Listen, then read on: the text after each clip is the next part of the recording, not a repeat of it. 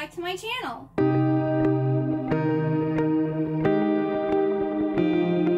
So today I'm going to be doing my September reading wrap-up. I'm doing this a little late. It's like the end of October and I'm just now filming this. But I have too many books in both September and October to combine them. So I'm filming a standalone one for September. Let's go over the stats and everything for September. The total number of books I read in September was 15. That's a decent amount. I'm usually at 20 some, but that's also because I read manga and manhwa, and I don't think I read any in the month of September. The total number of pages I read was 6,499, which honestly, I normally read around like 7,000 something, so I haven't really lost that many pages. I did listen to quite a few audiobooks, and I don't know the minutes. I didn't feel like figuring it out. I DNF'd 0. I reread 1. 11 of the books I read were in a series. 4 of them were standalones. I owned 14 of them, and I borrowed 6. And that's because some of them I like listened to the audio, or, you know, I own them physically, but then I also listened to the audio. So the audio is what I borrowed. Alright, on to my top 3 favorites. This should come as no surprise to anyone, but my favorite book or read of September was The Ashes and the Star-Cursed King by Carissa Broadbent. This is the sequel to The Serpent and the Wings of Night, which was hands down probably is my favorite book this year. As soon as I read the prologue, I knew it was going to be 5 stars. I absolutely loved that entire book. This also I loved. It was a lot different than The Serpent and the Wings of Night. This had they were like enemies to lovers again, so we had that same dynamic. There's a sewer scene. Oh, it was so intense. I was so groused out. I was like, I would die first. I would die before I would do what they did. It was so descriptive, and there's a lot of like political stuff in this. It was just so good. I love this. I really hope I love her other series too, because I absolutely adore this series. It is so good. So yes, I recommend The Crowns of Nyaxia. The first 2 is a duology, and there is a novella that goes in between that I'm blanking on what the name is. But there's going to be more in this series, but I think then they're going to be following different characters. Aureya and Rain, I think their story is over, but we're going to get more set in this world in the future. So I'm super excited for that, and I just love this series so much. I'm so happy people are hyping it up online, because it's so good. But the first book, The Serpent and the Wings of Night, is about Aureya, and she is the human daughter of the Vampire King, and she is entered in this competition that whoever wins gets like a wish, and she ends up teaming up with this vampire named Rain, and they kind of form like this relationship, and like stuff happens, and it's just so good. And this just continues right on from where that book ended. It's just so good. I love it so much. 5-star series all around. Love it. And then my second favorite book was actually my book club pick, which was The Princess Will Save You by Sarah Henning. This one I gave 4 stars to. It would have gotten 5, but I didn't feel like there was any comedy in this. Like, this is marketed as a Princess and the Bride inspired trilogy. And we have a stable boy who has been kidnapped and has kind of been being used as blackmail to get our princess to marry a certain prince. And she's like, no one's going to tell me what to do. I'm going to go and save my man, because she's in love with the stable boy. There are a lot of elements similar to The Princess Bride in this book, which I did really like. I could definitely, they talk about being mostly dead, not fully dead. And some of, like, the kidnappers of the stable boy give, like, the same vibes as, like, the bad goons or whatever in The Princess Bride. But we have, like, a strong female character who isn't going to let anyone tell her what to do. She wants to rewrite the laws and rule the kingdom her way, because at the beginning of this book, her father dies, and she believes that he was murdered. But they're kind of like, oh, well, we don't have time to focus on that. You need to get married and solidify the kingdom. And she's like, why can't I just be a queen? Why do I have to get married? Why do I need a man to rule? And so it's also kind of like a very feminist take on, like, the Princess Bride and fantasy stories. And it was just so good. I really, really liked it. There was no comedy. At least I didn't feel like it was funny. Maybe other people saw it as being funny, but it wasn't funny to me. So I took off a star purely because I was hoping for kind of like a rom-com fantasy, but it's more serious. It wasn't as enjoyable as it could have been, but I still fully enjoyed it. And then my third favorite book in September was One Dark Window by Rachel Gillig. This I also gave 4 stars. I was hesitant about this book. I was just like, I was hearing great things about it, but I wasn't really sure how much I would personally like it, but it was really good. So we have this girl who lives in this town where, like, if you get this illness, it, like, gives you magical powers, and for whatever reason, the person in charge sees these people as, like, evil and bad. So if you've gotten this illness, you're supposed to be turned in and they kill you. Well, this girl was hidden by her family, and she's been living with her aunt, and she doesn't necessarily have a magical power, but she has been changed by this disease. And in this land, there are these tarot cards, and there's so many tarot cards. One tarot card has 12 copies, and one has 11 copies, and all down until there's only one. And to, like, stop this disease, they have to collect all of the tarot cards and do something to, like, stop basically this curse. And so she gets roped up with the prince in helping him to collect these tarot cards to stop this from happening. And she finds out that there's other people with magical abilities who haven't been killed. And it was just so good. It's definitely like a dark fantasy, like gothic story. And I'm really excited to read the next book. On to what else I read. So the first book I finished in September was A Multitude of Dreams by Mara Rutherford. This is a reimagining or retelling of The Mask of the Red Death by Edgar Allan Poe. And I was super excited for this book. And it just ended up being okay. It had vampires in it. It was gothic. It was inspired by Poe, who's like one of my favorite authors. And it just didn't hit in any way, shape, or form. So we have 2 main characters. We have Nico, who is working for this guy, who kind of like took him in after this plague took over the land and like killed a whole bunch of people.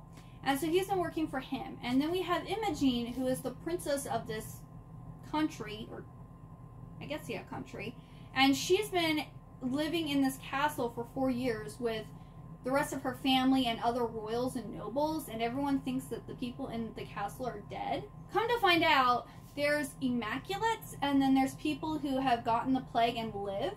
Well, these Immaculates are being needed as sustenance for vampires. They did explain how people became a vampire, but I forget now. I think it also had to, there was like three things. When you caught the curse, you either died, you survived, and then the other way was you became a vampire. But then there's some people who have never caught this disease, and so they're called Immaculates, and those are the only people that the vampires can feed off of. We find out like different stuff that's going on in the castle. It was just a very interesting story, but like the romance wasn't that good. It's not really scary at all. It's pretty clear what's going on from the beginning, and it just, I don't know, it was just okay. Like, I gave it 3 stars. Like, there's nothing necessarily wrong with it, but it wasn't special either, if that makes sense. This is the first thing I read by Mara Rutherford, though, so I am planning on, I do have her The Poison Season, I believe, on my Kindle, so I am planning on reading that.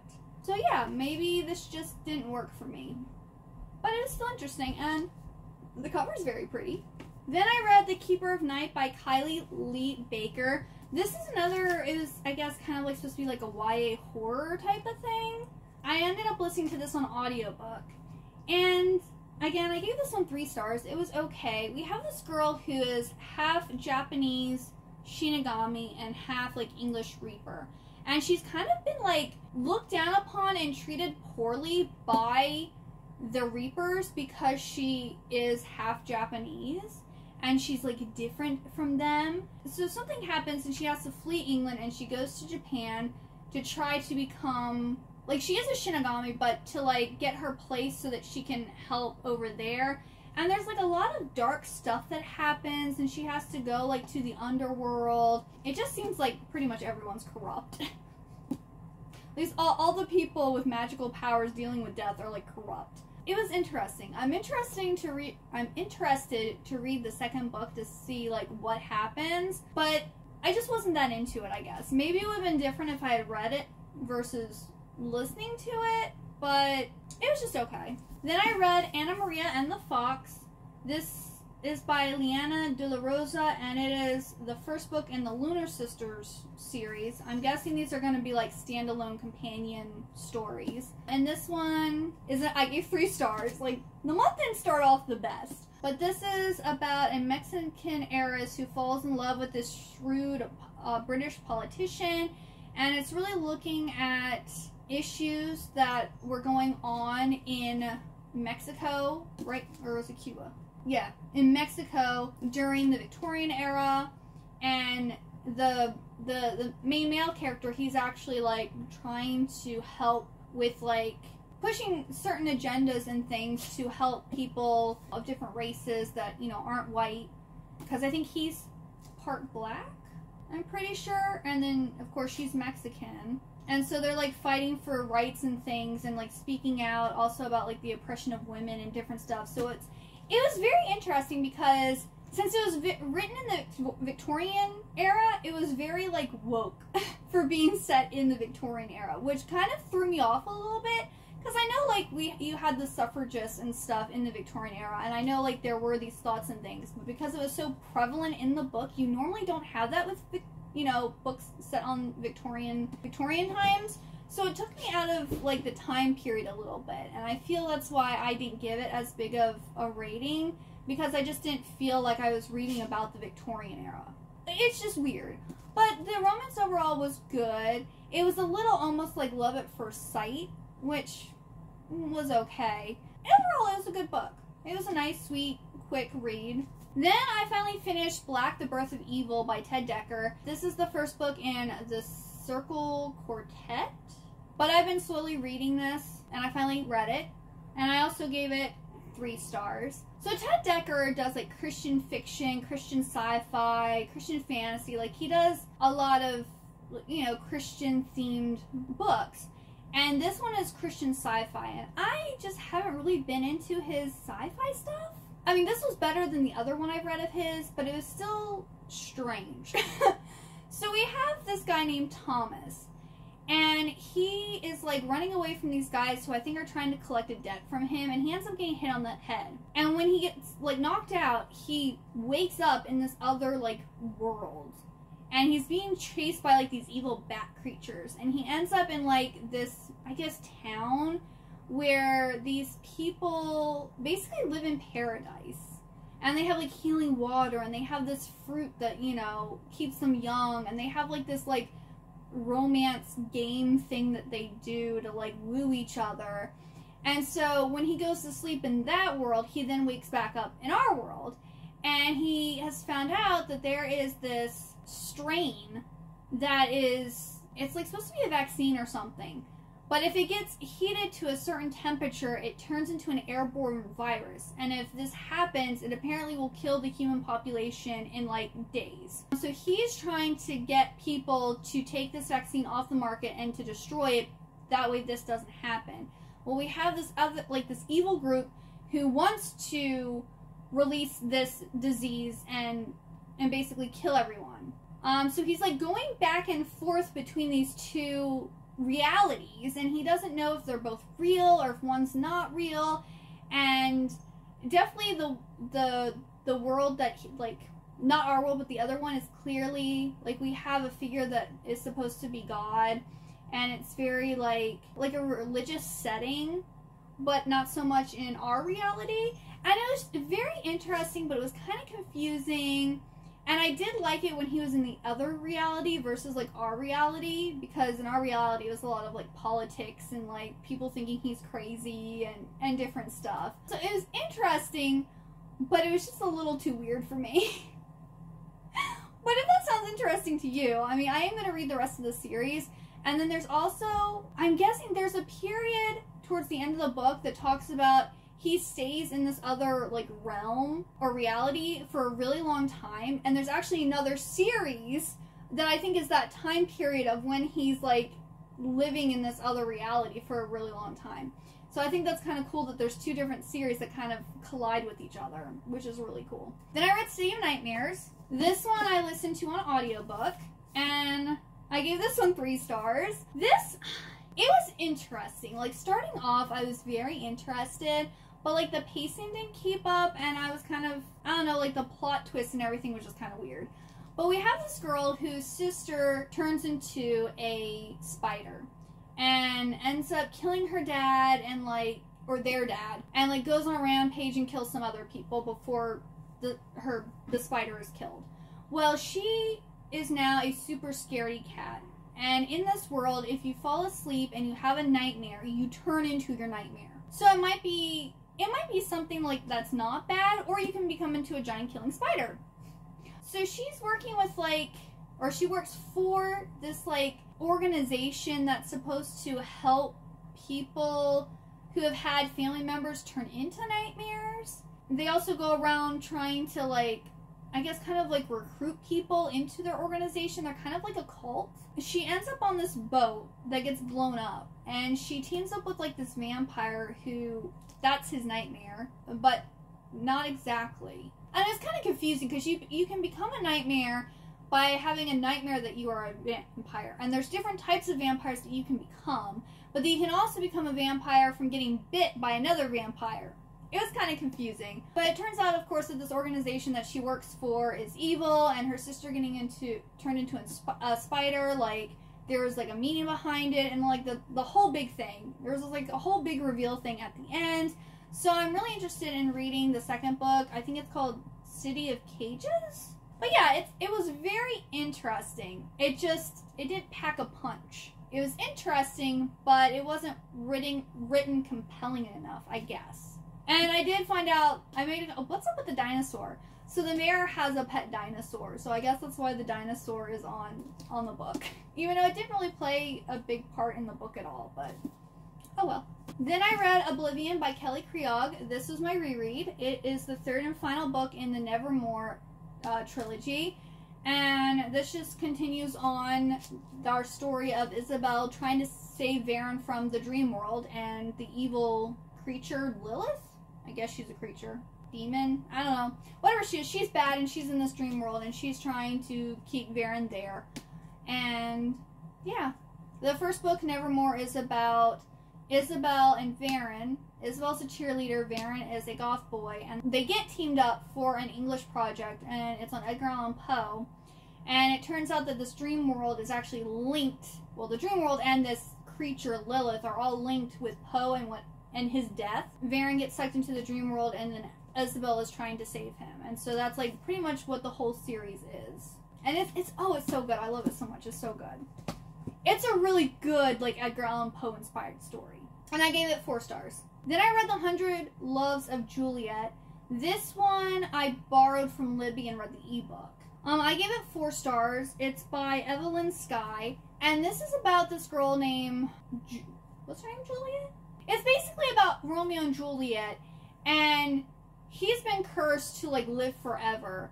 But Juliet has kept on being reincarnated throughout the years, and he keeps on running into her, and then she keeps on dying tragically. So it's a reincarnation story, which don't believe in reincarnation, but I love stories about it, especially romance stories. Like, I just love that trope. I don't know why, but I do.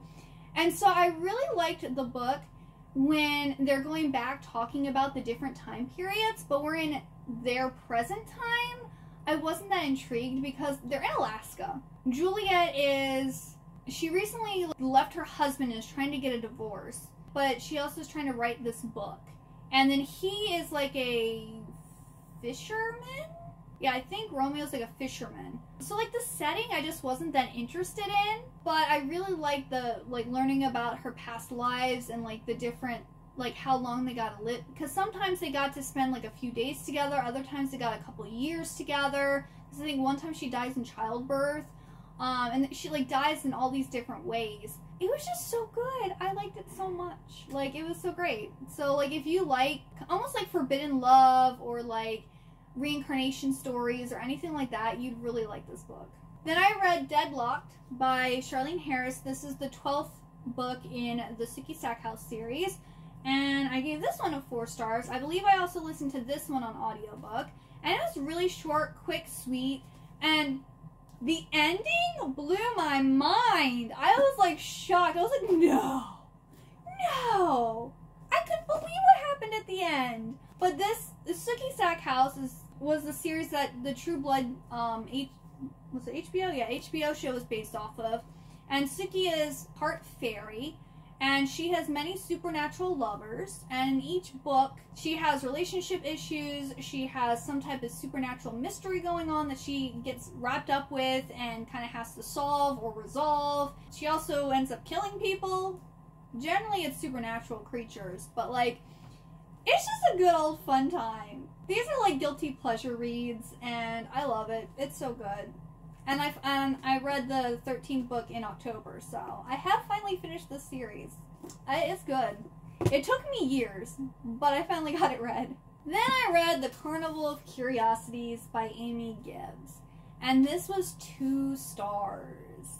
This was my most disappointing read of September. I was so upset because the way this sounded, it almost sounded like it was going to be a historical fantasy set in Victorian London and revolve around a circus. And that's not really what it's about. It's actually a gothic novel, which I should have, it says a memorizing gothic tale of magic and danger. It is very gothic. It's not fantasy really at all. If you liked, I think it was The Shadow Glass, the gothic like Cinderella story, which I also didn't like, it has a very similar feel to that, which I did not really like that book either. It has to do with like selling souls and the mistreatment of women and power-hungry men, and it just wasn't a good time, okay? It was not a good time.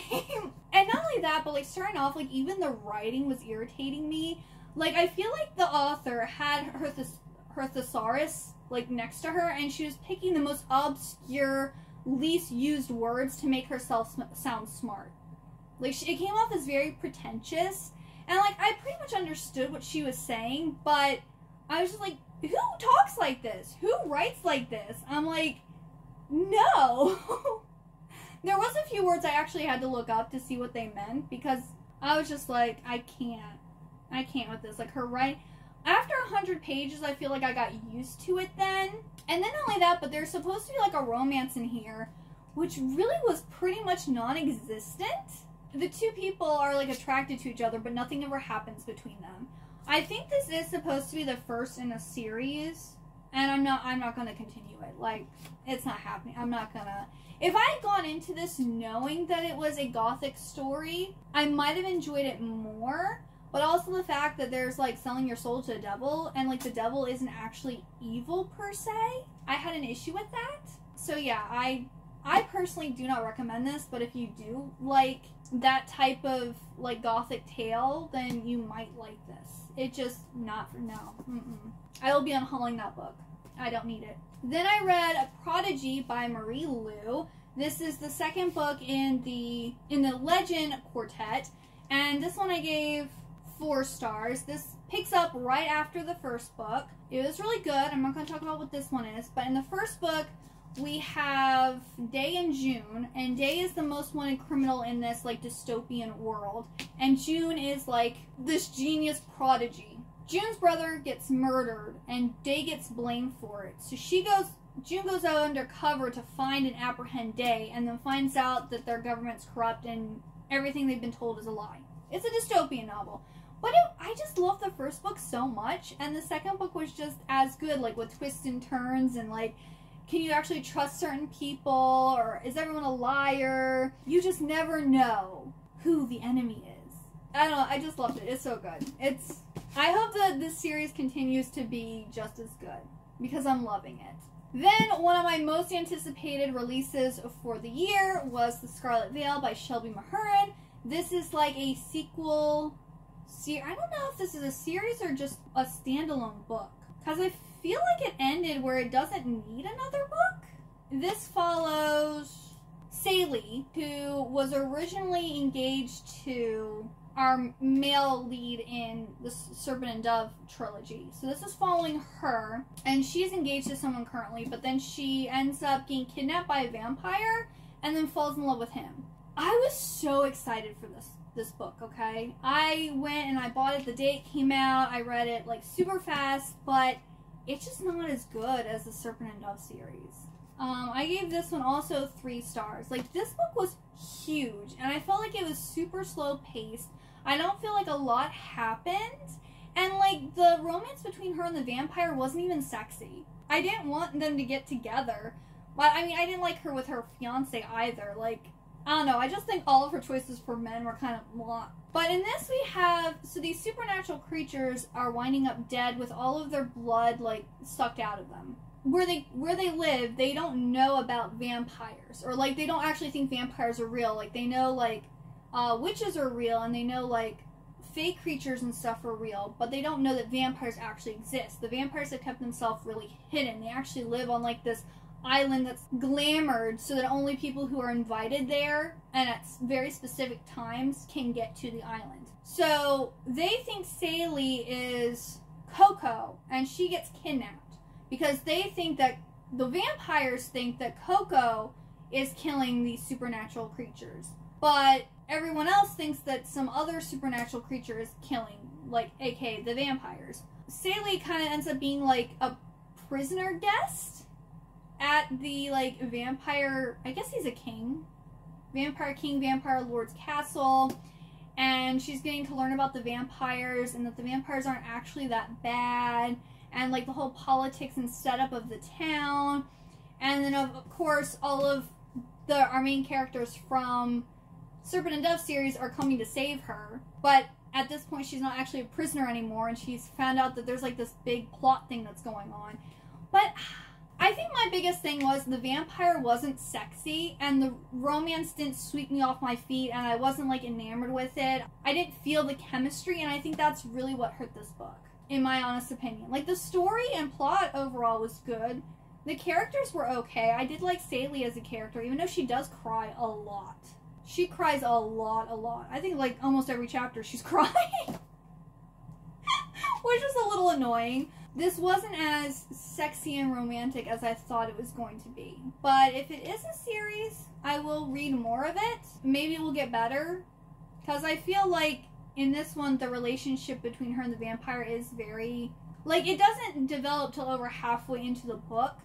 So maybe if there is another book, we'll get more. I'm not sure, but it was just a disappointment. And then the last book I read was The Iron Vow by Julie Kagawa. This one I also gave 3 stars. This is the final book in the Iron Phase series. So I guess Julie Kagawa is done writing this series. This is it. This is the end. And it was good. I did like it, but again, it wasn't like surprising. There was action, but not like, it wasn't very exciting. But basically, the fairy and human realm are in danger, and Megan and her whole group of people have to go to this land that everyone forgot about to defeat this king that's asleep. Well, they either have to keep him asleep or kill him or reason with him not to destroy basically everything. That's the gist of the end of the book. I do like this series because you do get to see a couple once they've been married and had kids, and like the things that they have to deal with as parents and also rulers. So I do like that aspect, because a lot of YA literature, you just get their like relationship leading up to them getting married, and you don't get to see what it's like afterwards. So I did appreciate that. And so there are some cute moments between Megan and Kieran, is that his name? I'm so bad with names. Both Megan and her husband. And we get, you know, Puck, and we get Grimalkin, who's my favorite character ever. He is still sassy and amazing. And yeah, it was a good ending. I feel like the first 2 series, the one that focuses on Megan and then the one that focuses on her brother Ethan, are like really good. I adored both of those series. But this third and final series I don't think was as impactful. But I also think it's because in the other 2 series you have like a main character who meets someone and falls in love. So it has more of a romance heavy aspect to it. where this one, everyone's already, like, together and married now. Puck is kind of in a relationship, so you're getting it with Puck and his girl a little bit, but it's not, like, the focus of the story, which I originally thought it was going to be a trilogy about Puck, but it's not. The first book kind of is, but then it veers from that, and it really encompasses this whole, like, the fairy and the human realm are in danger, and we have to protect it no matter the cost type of thing. So it's kind of very heavy and kind of dark, and it takes away that, like, lightness. I mean, Puck and Grimalkin do add, like, that comic relief in the story, but it's kind of very dark and depressing. So the third trilogy just isn't as good as the first two trilogies? Even though I think the first series is actually a quartet. Or maybe I'm just thinking because of the short story collection. But anyway, it just wasn't as good as the other two series within the whole series. But I still thought it was a good wrap-up to the series. So yeah, that's everything I read. How many books were you able to read in September? What was your favorite read? What was your least favorite read? Let me know. Thank you so much for watching. If you like this video, please give it a like and also hit that subscribe button. And I hope you have a wonderful, good day or night, and I hope to see you next time. Bye-bye!